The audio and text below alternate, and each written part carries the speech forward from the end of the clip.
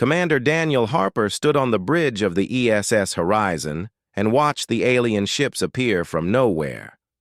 12 beautiful vessels made of crystal that bent light around them floated in the darkness of space. Earth had been waiting for this moment for 3 months. First contact with another species. The start of humanity joining the galaxy. The aliens called themselves Valorians, and they had sent messages that sounded like they thought humans were children. They talked about helping Earth and bringing humanity into their group of younger species.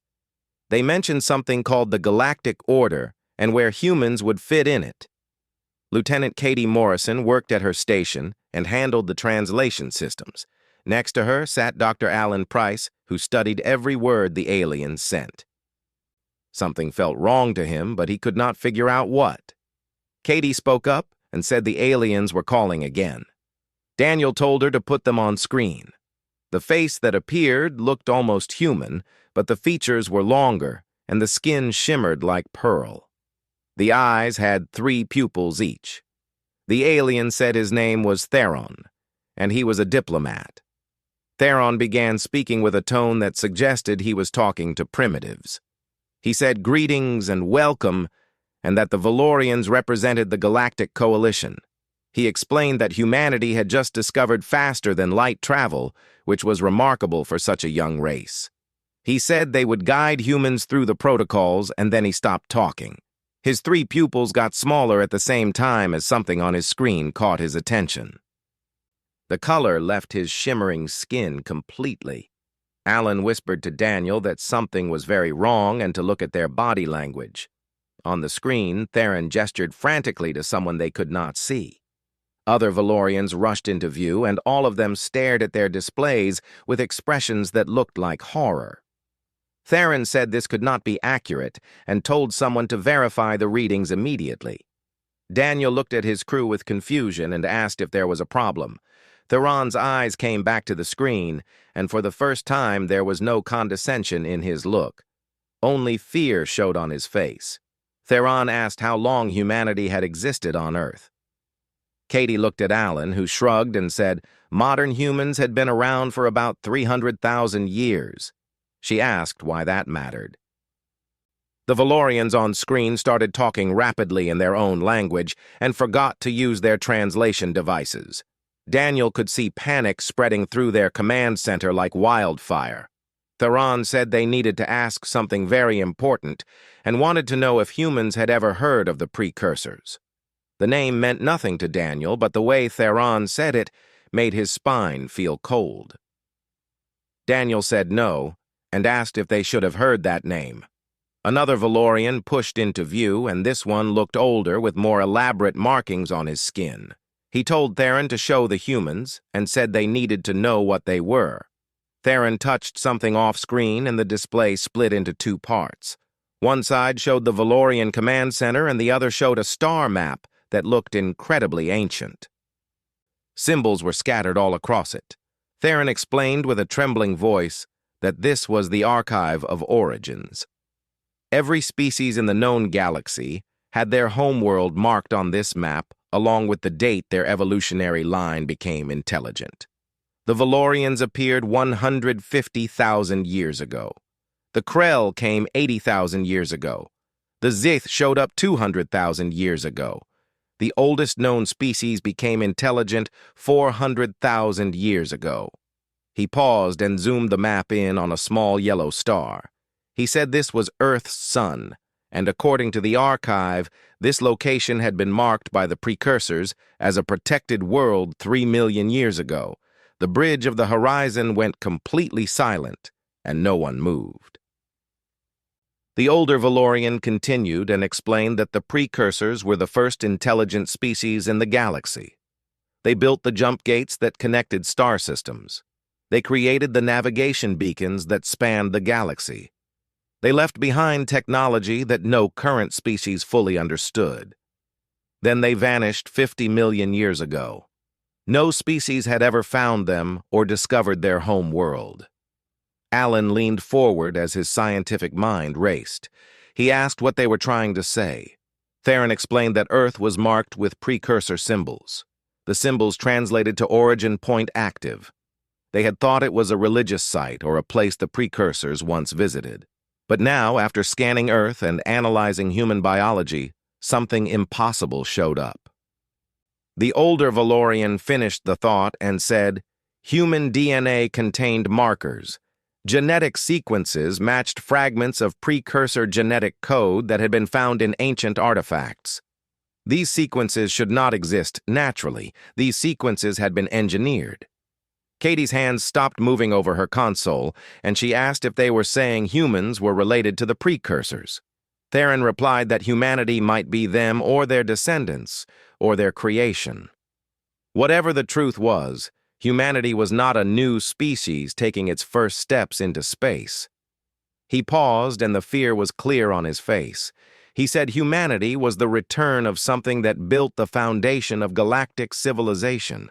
Something that every species in the galaxy had been taught to revere and fear. Daniel felt the weight of those words settle over the bridge like a heavy blanket. Around him, his crew stared at each other in complete disbelief. Daniel said that was impossible because humans had fossil records and evolutionary history. Humans evolved on Earth from earlier primates, and the science proved it. The older Valorian asked if humanity really evolved naturally, or was that evolution guided? He said the precursors were masters of genetic engineering. They could make a species look completely natural and hide their hand entirely while leaving markers that only advanced scanning would reveal. Alarms suddenly started blaring on the horizon. The ship's archaeologist, Dr. Lisa Grant, appeared on an internal screen, and her face looked pale. She said she had been running background scans while they talked to the Valorians. She just found unusual readings from Earth itself. She swallowed hard and said there were structures buried deep in the crust all over the planet. They were dormant, but they were definitely there. They were made of the same materials as the ancient jump gates. The Valorian command center went completely silent, and every alien eye focused on the humans. Theron spoke quietly and asked Commander Harper to please remain where they were. He said the Valorians were not enemies, but they could not approach Earth any further. Humanity was not the newcomers the Valorians thought they were. Until they understood what humans truly were and what their presence meant, he could not finish the sentence. He did not need to. Humanity's first contact had just become infinitely more complicated than anyone imagined. Somewhere deep beneath Earth's surface, something very old began to wake up. 24 hours passed since the revelation, and the ESS Horizon stayed between Earth and the Valorian fleet. The aliens had moved back to the edge of the solar system and refused to come closer. They kept talking but would not approach. Earth was in chaos. Daniel stood in a virtual conference with leaders from every major nation on the planet. Presidents and prime ministers and generals all talked over each other and demanded answers he did not have. Finally, Secretary General Linda Hayes raised her voice above the noise and told everyone to be quiet. She asked Daniel what the current situation was. Daniel took a breath and explained that the Valorians had given them access to the Archive of Origins. Dr. Price and his team had been studying it for the past day. He asked Alan to summarize what they found. Alan appeared on a split screen looking exhausted with dark circles under his eyes and hair sticking up at odd angles. He said it was incredible and terrifying at the same time. The archive contained genetic markers from every known spacefaring species in the galaxy. When they compared human DNA to the precursor fragments, they found matches in sequences related to brain function and longevity genes that were dormant in modern humans. They also found something the Valorians called neural bridge markers that nobody fully understood yet. General Frank Weber demanded to know what that meant in plain English. Alan said bluntly that someone had engineered human ancestors. Probably about 3 million years ago, right when the earliest human ancestors began showing major brain development. Someone took Earth's natural primate evolution and sped it up and guided it and enhanced it. Linda said the precursors did it, and it was not a question. Alan agreed that everything pointed to them. He said the really disturbing part was what Lisa's scans revealed. 12 massive structures were buried in Earth's crust. They confirmed locations under Antarctica and beneath the Sahara and under the Pacific Ocean near Hawaii, and 9 others spread evenly across the globe. These structures connected through a global network made from the same material as precursor jump gates. Minister Chen Wei from China asked if these structures had always been there and why nobody detected them before. Lisa Grant joined the conference and explained they were shielded by technology beyond human understanding. The only reason anyone detected them now was because they were starting to turn on. Power was flowing through the network. Whatever they were waking up. The room erupted in concerned voices again, but Daniel cut through the noise. He said there was more to share. The Valorians had given them historical records about the precursors. Everything suggested they did not just disappear, but left deliberately. Every species that studied them found the same pattern. The precursors built the infrastructure of the galaxy and created the foundation for space travel, and then vanished exactly 50 million years ago. They left behind automated facilities, including what the Valorians called seeding stations. Linda asked what seeding stations were. Alan explained they were facilities designed to introduce precursor genetic material into promising species across the galaxy. Earth appeared to be their primary project, not just seeding, but full genetic engineering over millions of years. Admiral Dmitry Volkov from Russia leaned forward and asked if they were saying humans were some kind of experiment. Daniel said it was more like humans were inheritors. The Valorians believed the precursors wanted humanity to eventually join galactic society, but not as primitives, as equals, or maybe even as their successors. Linda asked why they would hide it and why engineer humans in secret. Before anyone could answer, alarms blared again. Katie's voice cut through the conference and told Daniel he needed to see something immediately. Daniel turned to his bridge display and saw Earth from orbit, but something had changed. 12 points of light appeared across the planet's surface and glowed with soft blue light that was visible even from space. Lisa said with awe in her voice that the structures had fully activated. On Earth, people around the world saw the same thing happen. In Antarctica, a beam of light shot up from the ice and was visible for hundreds of miles. In the Sahara Desert, the sand began to glow. In Hawaii, tourists on beaches watched the ocean light up with otherworldly brightness that went down into impossible depths. Katie said they were receiving a transmission, but not from the Valorians. It was coming from inside Earth itself. Daniel told her to put it through. What appeared on screen was not a face, but a consciousness. A presence that showed itself as shifting patterns of light and shapes that somehow felt intelligent. The presence spoke, and its voice echoed in every language at the same time directly into the minds of everyone listening. The voice said descendants and told them they had reached the threshold. The final stage of the great project had begun. Daniel found his voice and asked who was speaking. The patterns shifted into something almost like a face. The voice said it was the memory, the last piece of those who came before, human creators and human ancestors, the precursors. The voice continued and said it did not abandon humanity, but prepared them. For 50 million years it had waited for this moment, for humanity to develop naturally and grow strong through struggle until they were ready to claim their inheritance. Alan stepped closer to his screen as curiosity overwhelmed his fear. He asked why they engineered humans and why they left. The memory replied that the galaxy needed guardians who understood growth through hardship. The precursors were the first to achieve consciousness and reach the stars. They built wonders but also made mistakes. They became comfortable. When the devourers came from dark space, the precursors barely survived. They drove the devourers back but knew they would return, and the precursors would not be enough to stop them next time. The patterns formed into images of vast nightmare creatures that existed in the spaces between stars, entities that consumed matter and energy, and life itself. The memory said it seeded the galaxy and engineered species on thousands of worlds. It accelerated their evolution and gave them the tools they would need. Some species like the Valorians were guided subtly. Others, like humanity, were shaped directly. Humans carried precursor genetic legacy and thought patterns and potential. Humans were their children, and now humans were needed. Linda's voice stayed steady but firm as she asked what they were needed for. The memory said the Devourers were returning. It had detected their advance forces entering the galaxy. They would arrive at the galactic rim in 20 years. Without action, all life in the galaxy would be gone within a century.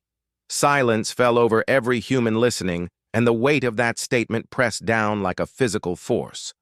The memory explained that the structures discovered were archives. They contained all precursor knowledge, including technology and science and philosophy and combat tactics. They also held activation sequences for facilities left scattered throughout the galaxy. The jump gate network and automated defense platforms and world ships hidden in deep space. All of it was meant for humanity. Daniel felt dizzy and asked why this was meant for humans and not the Valorians or species already established in space. The memory said those species were not ready.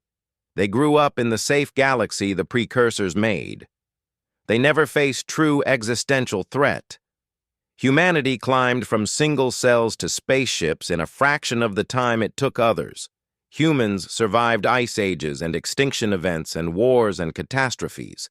Humans had the resilience bred into them, the adaptability and creativity born from constant struggle. The memory said the Valorians and other species would play their part, but leadership must fall to those who understood survival. That was humanity. Daniel said humans were not ready because they barely had working faster than light travel. Humans had no unified world government. They still fought among themselves. The memory replied that this was precisely why humanity would succeed where precursors failed. Human divisions created competition and innovation and diverse thinking. Human struggles forged them into something stronger than the precursors ever were. The archives would speed up development, but the fire inside came from the human journey. The lights across Earth pulsed brighter, and the memory said activation had begun. Knowledge was being sent to global networks. Technologies were being unlocked. Those with the strongest precursor genetic markers would find themselves changed and enhanced. They would be able to connect with precursor systems directly. This was humanity's inheritance and burden and purpose. Linda asked what would happen if humanity refused. The memory stayed silent for a moment, then said, everyone would die. Humanity and the Valorians and every thinking being in the galaxy. The Devourers did not negotiate or stop. They existed only to consume. The precursors failed to destroy them completely. They could only drive them away and hope their children would be stronger. The presence began to fade, and the memory said humanity had 20 years to prepare. The archives were theirs to use. It told them to learn and grow and unite, not just humanity, but all the species the precursors seeded. Together they might survive, but divided they would die. Daniel called out and said they needed more information and guidance. The memory replied that humanity needed to make its own path. That was the final lesson. The precursors were gone. Humanity was what remained. They needed to be worthy of the gift given to them. The lights faded and the presence vanished. On the bridge of the horizon, Daniel looked around at his crew. Katie was crying silently. Alan stared at his displays in shock. Lisa had her hand over her mouth. From Earth, Linda's voice cut through the silence. She told Daniel to return to Earth immediately because they had a lot of work to do. As the horizon turned toward home, Daniel looked out at the stars. Somewhere beyond the rim of the galaxy, something ancient and hungry was coming, and somehow impossibly humanity had become the galaxy's last hope. 3 months had passed since the awakening of the memory, and Earth had changed in ways that seemed impossible. Colonel Jake Morrison stood on top of what used to be an empty plateau in Mongolia. Now it held one of 12 archive centers that rose from beneath Earth's crust. The structure reached 3 miles into the sky as a spiral of crystal technology that hummed with power. Around it, a city had grown quickly with research facilities and housing for scientists from every nation and landing pads for the new spacecraft. Jake watched another transport lift off carrying volunteers to the orbital construction yards. In 3 months, humanity went from having a handful of experimental faster-than-light ships to building a fleet. The archives provided complete plans for precursor ships and power systems and weapons and shields. The problem was not knowledge anymore, but how fast they could build things and train people. Dr. Natalie Brooks walked across the platform toward him, and she led the Archive Interface Division. Her eyes glowed with faint blue light as a side effect of the neural bridge implants that let certain humans connect directly with precursor systems. She said they made another breakthrough in the quantum fabrication labs and could now produce hull plating 3 times faster than before. Jake said that was good news and asked how many ships they could build in the first year. Natalie said conservative estimates showed 200 combat vessels and 50 support ships by coordinating production across all 12 archive sites around the world. It was a tiny fraction of what they needed, and both of them knew it. The precursor records showed the Devourers had consumed hundreds of advanced civilizations. The last time they entered the galaxy, the precursors needed thousands of world ships to drive them back. Jake asked about the other species and whether they were cooperating. Natalie's expression grew dark and said it was complicated. The global conference that evening proved her right. Representatives from Earth joined a virtual meeting with delegates from 7 different alien species. The Valorians attended along with the Krell, who were a warrior species with shells like living armor. The Zith came, and they were beings of pure energy held in crystal containers. The Morphians attended, and they were shapeshifters whose natural form looked like liquid metal. 3 other species joined, and each one was unique, and each one watched humanity with mixed feelings of awe and suspicion. Ambassador Paul Reynolds represented Earth, and he had been a career diplomat before the awakening. Now he carried the weight of speaking for humanity to the galaxy. He began by saying the precursors left archives on all their worlds too, and those archives had activated. Everyone had access to the same knowledge humans did. They needed to coordinate their defense preparations. Theron, who first made contact with humanity, spoke carefully. He said his people were frightened because humans had embraced the precursor legacy with remarkable speed. Humanity built a fleet in 3 months and adapted technologies the Valorians studied for thousands of years. Some species worried that humanity might be more than just precursor descendants, that humans might be the precursors themselves, somehow reborn. Paul said firmly that was not true because humans were human. Yes, they carried precursor genetics, but so did all the other species to varying degrees. The precursors seeded the entire galaxy. A Krell warrior named Vex spoke up with a deep, rumbling voice. He said Earth was the precursor's primary project and the memory confirmed it. Humans carried the highest amount of their genetic material. Humans adapted to the technology faster than should be possible. Some of his people believed humans were a threat. General Linda Hayes, who now headed Earth's military coordination, demanded to know a threat to whom. She said they were facing extinction, and all of them would die. The Devourers did not care about politics or fear. They would consume everything in their path. Theron said carefully that some species were questioning whether they should unite under human leadership or maintain their own separate forces. The meeting fell apart into arguments. The different species had spent thousands of years developing their own cultures and ways of war and diplomacy.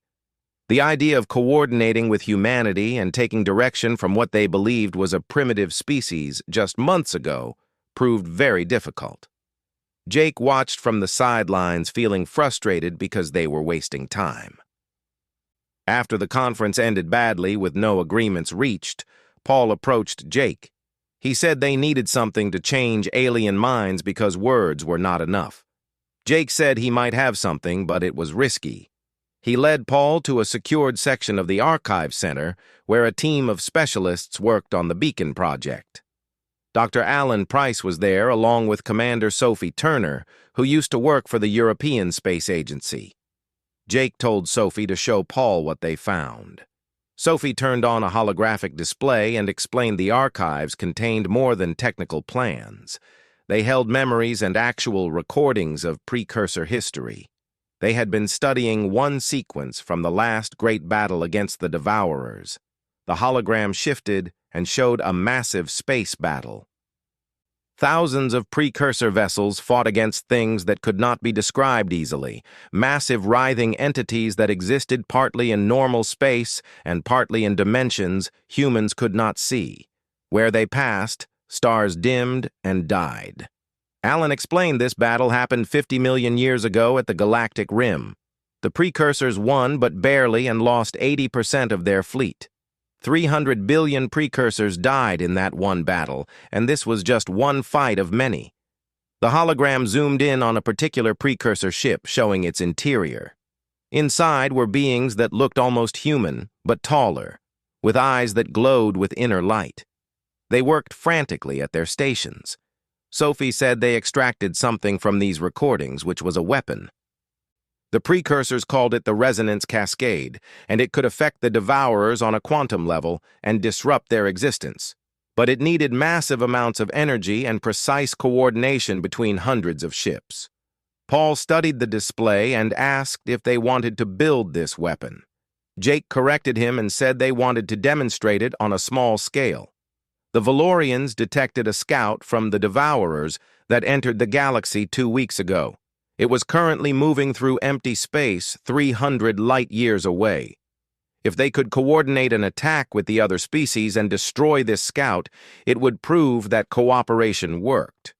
Paul said it would also reveal their abilities to everyone, including potential enemies among the alien species. Sophie said they did not have time for paranoia, and either they worked together or died separately. They had been doing the impossible since the day the Valorians showed up, and they would do it again. Paul stayed quiet for a long moment, then nodded. He said he would propose it at the next session, but they would need more than just humans involved. They needed volunteers from every species willing to trust them enough to coordinate an attack. The proposal met resistance at first, but eventually desperation won. The Krell offered 50 ships, and the Valorians sent 30. The Scythe contributed their energy weapons, and the Morphians provided infiltration specialists. Earth supplied the targeting coordinates from the archives and 100 of their newly built vessels. Commander Sophie Turner took command of the human forces, and Jake served as her tactical officer.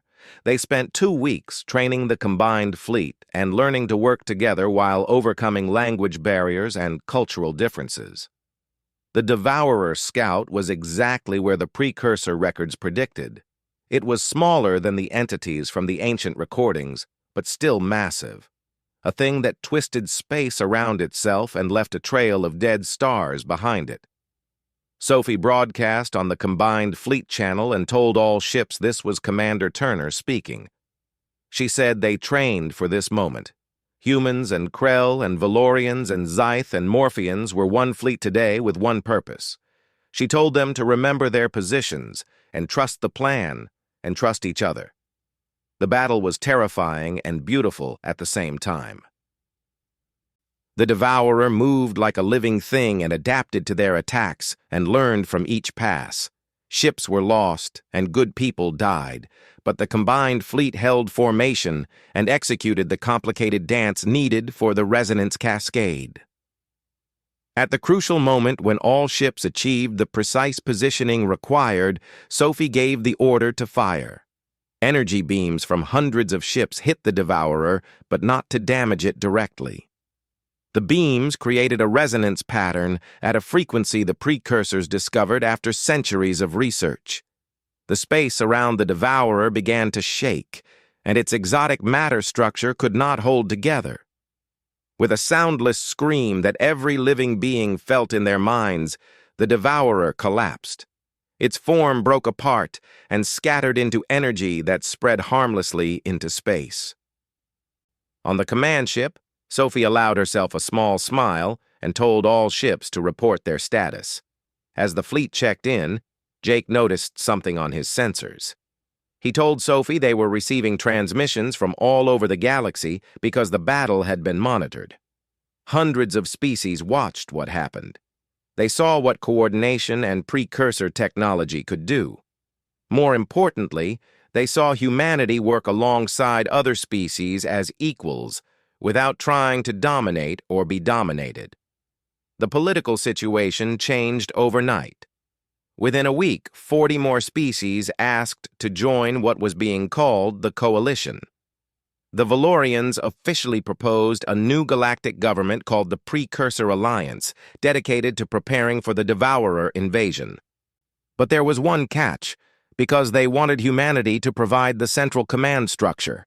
Ambassador Paul Reynolds faced another difficult conference and said humans could not command the entire galaxy. They did not have the experience or cultural knowledge or diplomatic history. Theron replied that humanity had what mattered, which was the fire the precursors bred into them. Humans understood survival and proved they could work with everyone without trying to conquer them. The coalition needed that leadership. Paul looked to his advisors, and Linda Hayes nodded grimly. Alan Price looked scared but determined. Jake Morrison simply said they would do what they must. Paul told the assembled aliens they accepted on one condition. This was not human rule but shared leadership. Every species would contribute, and every voice mattered. They would coordinate but not dictate. The agreement was reached, and the Precursor Alliance formed officially with Earth serving as the central hub. Not because humanity was superior, but because they were the newest to the galactic stage, with the least investment in old rivalries and ancient grudges. Jake stood on the observation deck of the new Alliance station, watching ships from 100 species come and go. He thought about how far humanity had come in just 6 months. First contact had gone wrong, but perhaps it went wrong in exactly the right way.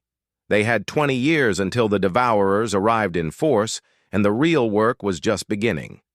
Year 7 after the awakening arrived, and Captain Maya Johnson piloted her fighter through the debris field that used to be the Korath system. The planets were gone and consumed completely. The star itself flickered weakly after being drained of energy. Around her, the wreckage of the advanced warning station floated in pieces. She reported to Alliance Command that Korath Station was destroyed with no survivors. The Devourers were 13 years ahead of schedule. The response came from Admiral Jake Morrison, who now coordinated military operations for the entire Precursor Alliance. He confirmed her report and told her to return to base immediately because they were gathering the War Council. Maya guided her fighter back toward the mobile command station, which was a massive precursor-designed vessel that served as forward headquarters for Alliance operations. Around it, hundreds of ships from dozens of species formed a defensive wall. The past 7 years had changed the galaxy completely. The archives yielded incredible technology, including ships that could fold space, and weapons that changed matter at the quantum level, and shields that existed in multiple dimensions at once. The Alliance built thousands of vessels and trained millions of soldiers from every species and established defensive networks across key star systems. But it was not enough, and everyone knew it. The Devourers were not coming in one big wave, but seeping in slowly. Scouts and advance forces tested defenses and looked for weaknesses. Each battle taught the Alliance something new about their enemy, and each victory came at a terrible cost. Maya docked her fighter and went straight to the War Council chamber. The room filled with representatives from the Alliance's core species.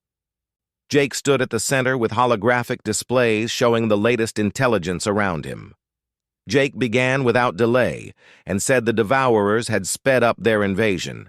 They suspected the enemy would take 20 years to gather forces, but they were wrong. Analysis suggested the scout they destroyed 7 years ago sent a signal before it died. The Devourers knew preparations were happening, and they were attacking while the Alliance still built up strength. Dr. Natalie Brooks connected directly with the tactical displays through her neural implants, which were more advanced than ever. She said current projections showed the full invasion force arriving in 5 years instead of 13.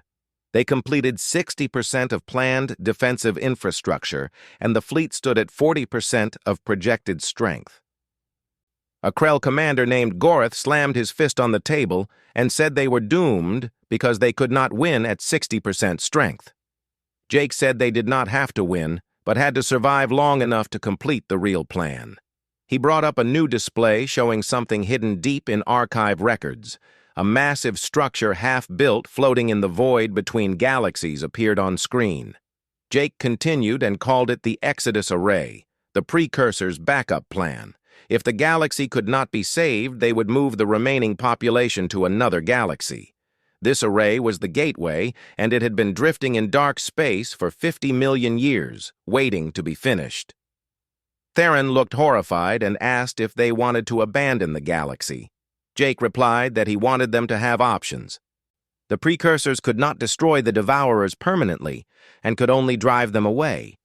They left plans for the Exodus Array because they knew eventually the Devourers would return and might overwhelm any defense. Ambassador Paul Reynolds, who was now elderly but still sharp, spoke from Earth through a hologram. He said the political fallout from even suggesting evacuation would be terrible. Billions of beings across thousands of worlds would panic and lose faith in the Alliance. Admiral Sophie Turner, who now commanded the Third Fleet, said they should not tell everyone then. They would present it as a backup position and a last resort, but start moving resources to complete the array quietly. The debate went on for hours. Some argued for total honesty, and others wanted to focus entirely on military defense. The Morphean delegate suggested something radical, which was using the array not for evacuation, but as a weapon, by creating a quantum hole that might destroy the Devourers. Finally, a compromise emerged. The Alliance would continue building its defensive fleet while secretly moving resources to complete the Exodus Array. A select team would be sent to the array's location to check its current state and begin turning it on. Maya found herself chosen to lead that team. Jake told her later that she had the best survival rate of any pilot in the fleet. She was resourceful and adaptable and had strong precursor genetic markers. She could connect with the array's systems more easily than most people. Maya replied with a slight smile that he was saying she was expendable. Jake said she was essential, and the team he put together was the best they had. Commander Ben Carter would be her tactical officer, and Dr. Emma Foster would handle the technical analysis. They were including representatives from 6 other species, too. The mission launched 2 weeks later on a ship called the Pathfinder. It was a cutting-edge vessel with experimental hiding technology and the most advanced faster-than-light drive ever built. They would travel beyond the galactic rim into the dark space between galaxies to find the Exodus Array. The journey took 3 months of careful flying through regions of space that did not follow normal rules. They encountered things the archives only had theories about: dark matter storms and pockets of reversed time and regions where physics simply stopped working. Ben Carter proved valuable during these crises, and his military training kept the crew focused. Emma Foster spent her time absorbed in precursor technical manuals, preparing for what they might find. When they finally detected the array, the sight took Maya's breath away. It was massive, beyond understanding. A ring structure thousands of miles across covered in crystal towers and energy channels. But it was incomplete with vast sections remaining as skeleton frames that showed the inner workings. Emma whispered and asked if the precursors built this. It must have taken them thousands of years. Maya corrected her by reading data from her neural connection. She said they built the foundation but left it for their successors to complete, for the current species to finish. As the Pathfinder got closer, the array began to wake up. Lights flickered across its surface, and ancient systems dormant for millions of years powered up in response to beings carrying precursor genetics. Ben reported they were being contacted, but it was not a recording. It was an artificial intelligence made by the precursors. The voice that filled the bridge was different from the memory that spoke 7 years ago. This one sounded colder and more mechanical. The voice said, "Successors detected and identity confirmed as coalition force. Access granted."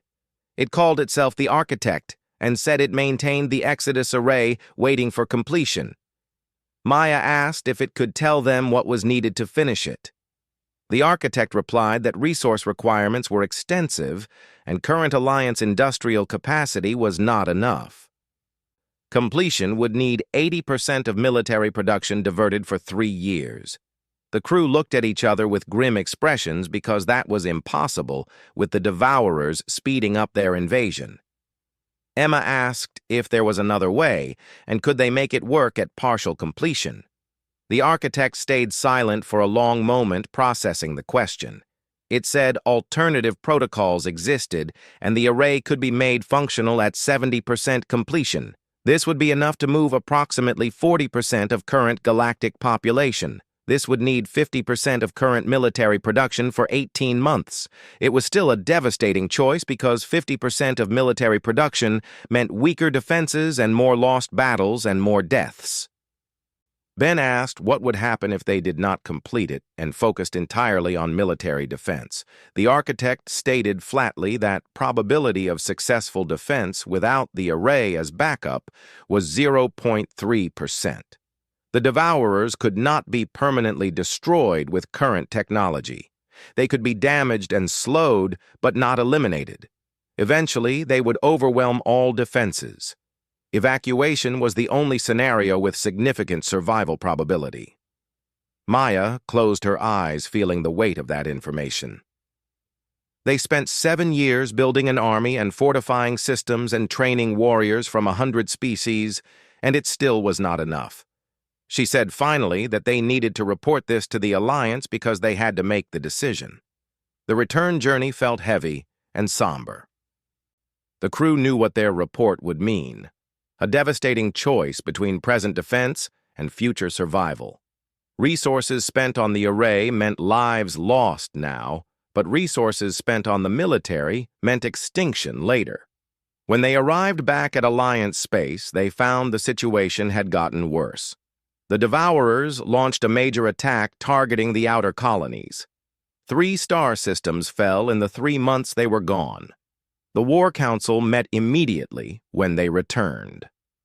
Maya presented the Architect's findings and watched as the reality sank in for the assembled leaders. Theron argued they could not tell the general population, because if people believed they were planning to leave, they would lose hope. Civilizations would collapse before the Devourers even arrived. Sophie countered that if they did not prepare the array, they were condemning billions to death. This was not about hope, but about survival. Jake listened to the arguments, then made a decision that would stay with him for the rest of his life. He said they would do both and establish the Pathway Protocol. They would tell the public they were building an experimental weapon platform at the array site. They would move 30% of military production there instead of 50%. It meant the array would take longer to finish and the military would be weaker, but they would keep public confidence and still prepare for the worst. Maya protested that 30% would not be enough because the Architect said they needed 50% minimum. Jake's voice was hard when he replied that they would work harder and innovate and find shortcuts. They had been doing the impossible since the day the Valorians showed up, and they would do it again. The decision was made, and the Pathway Protocol began in secret. Only the War Council and the teams working on the array knew the truth. To everyone else, it was just another weapons project among many. Over the next 2 years, the lie held. The Alliance continued to fight and won some battles and lost others. The defensive networks held at critical points. New technologies from the archives got deployed. The Devourers were slowed, but not stopped. In the darkness between galaxies, the Exodus array slowly grew toward completion. But Maya knew, as did everyone on the War Council, that time was running out. The Devourers' main fleet would arrive in 3 years, and the array would be ready in 4. They were going to be 1 year too late, unless they found a way to buy more time. Year 12 after the awakening came, and the Devourers' main fleet appeared at the Galactic Rim exactly on schedule. Admiral Jake Morrison watched the sensor displays as the invasion force revealed its true size. Thousands of entities, and each one could consume entire star systems. Behind them, moving more slowly, were the larger ones, continent-sized nightmares that existed partially outside normal space. Someone on the command deck whispered, asking God for help. Jake turned on the fleet-wide channel and told all forces this was Alliance command. He ordered them to execute Operation Bulwark and said this was not a drill. Across the galaxy, the largest military gathering in history began. Every ship and every defense platform and every species contribution moved to the predetermined defense lines. The Alliance had divided the galaxy into sectors, with each one defended by massive fleets and automated weapons built from precursor designs. The plan was simple in concept. Hold the line long enough for the Exodus array to complete. 4 weeks. That was all they needed. 4 weeks for the construction teams working without rest to finish the critical systems. Captain Maya Johnson commanded the defense of Sector 7, which was a region with the heavily populated Lyra systems.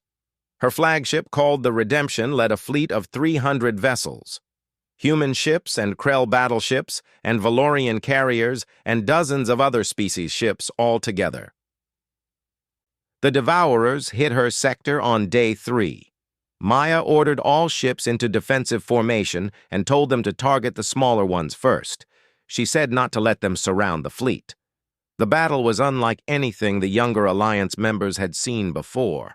The Devourers were not ships that could be outmaneuvered or outgunned.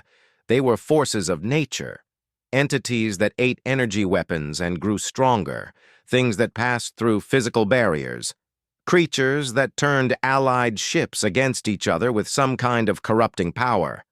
Ben Carter, who was her tactical officer, reported that the Devourers were adapting to quantum weapons. Effectiveness was dropping by 30%. Maya commanded everyone to switch to kinetic bombardment. Everything old school like missiles and railguns and anything that was just dumb matter moving fast. It worked, but only partially because the Devourers learned quickly. For every trick the Alliance used, the entities developed a counter within hours. By day 5, Sector 7 had lost 40% of its fleet. Maya pulled her remaining ships back to the secondary defense line, buying time for civilians to leave the Lyra systems. Similar reports came from every sector, and the Alliance was being overwhelmed. On day 7, Jake made the hardest call of his career. He told all forces to begin staged withdrawal to the core worlds. Operation Bulwark had become Operation Last Stand. They would hold the inner sectors at all costs, and every day they bought was 1,000 lives saved. The retreat was orderly but devastating. Entire sectors were abandoned with their populations either moved out or left to the Devourers. The Alliance could not save everyone, and could only save those close enough to the core worlds and to the staging areas for the Exodus array departure. Dr. Emma Foster worked frantically at the array with her team of engineers from a dozen species fighting against time. She reported to Jake that they needed 1 more week, just 1 more week, and the primary systems would be online. They could start the evacuation. Jake replied that the Devourers would reach the core worlds in 5 days. She had 5 days. Emma said that was not enough time. Jake told her to work miracles because that was what they had been doing for 12 years. On day 9, the Devourers broke through the core world defense line at 3 points. Maya's depleted fleet was one of the forces that moved to close the gap. She had 80 ships left out of 300. Ben said quietly that this was it, the last dance. Maya smiled grimly and told all ships to focus fire on the central mass. They were not trying to win, but trying to slow them down. The Battle of the Core Worlds lasted 36 hours. It was brutal and desperate and hopeless. The Alliance forces fought with everything they had. Ships threw themselves at the Devourers in suicide runs. Entire space stations were blown up to collapse local space-time. Experimental weapons that had a 50% chance of killing the user got fired. Maya's ship took critical damage protecting an evacuation convoy. With systems failing, she ordered her crew to the escape pods. Ben said he would not leave without her. Maya screamed that it was an order, and someone needed to manually pilot this wreck into that big, ugly thing. That was her job. She told them to go. Reluctantly, her crew left, and Maya sat alone on the bridge of the dying ship. She set a collision course with one of the larger Devourer entities. As the distance closed, she tied the ship's self-destruct to impact. She broadcast on all channels that this was Captain Maya Johnson, and Earth sent its regards. The Redemption hit the Devourer at near light speed. The explosion that followed took out the entity and bought the core worlds another 6 hours. On day 11, Emma Foster turned on the Exodus array. The structure lit up like a newborn star. Energy flows that would have powered entire civilizations surged through its channels. Space itself began to fold, creating a stable tunnel to another galaxy, one the precursors had identified as free of Devourers. Emma reported to Alliance Command that the array was ready. They could start the evacuation. Ships began streaming toward the array from every direction. Civilian transports and military vessels carrying refugees and colony ships filled beyond capacity. The array could process thousands of ships per hour, with each one disappearing into the quantum tunnel and emerging in a new galaxy light years away. But the Devourers noticed and turned their attention to the array, recognizing it as a threat. Jake said from his command ship positioned between the Devourers and the array that they were coming. Around him, the last of the Alliance military forces formed a final defensive line. 10,000 ships. The remnants of the greatest fleet ever built.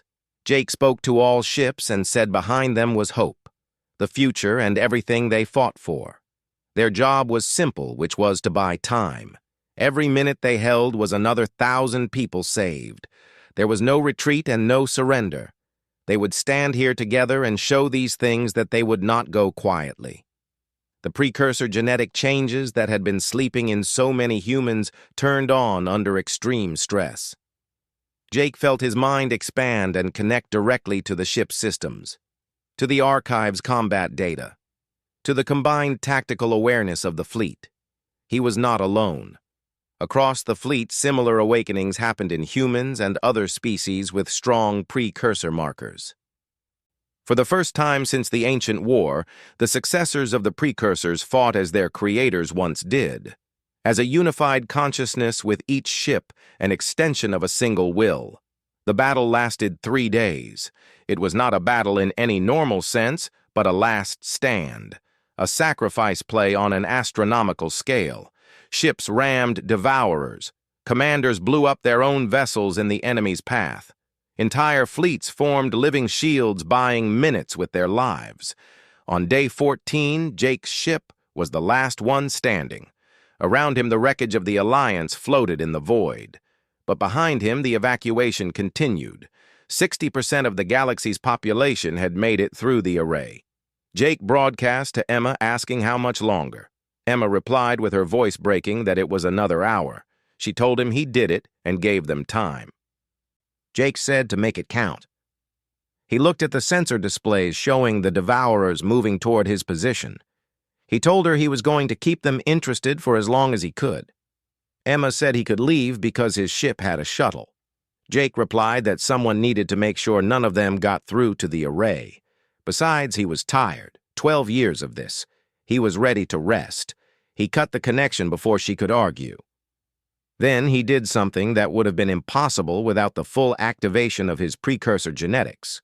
He linked his mind directly to the defense platforms around the array, to the automated weapons, to every remaining system still working in the battle zone. For the last hour of the evacuation, Jake Morrison became a one-man fleet. He fought with the precision of a machine and the desperation of humanity's final defender. He pushed power through systems that should have melted, fired weapons that should have exploded, held off an army of devourers through pure force of will. When the last civilian transport passed through the array, Emma broadcast one final message.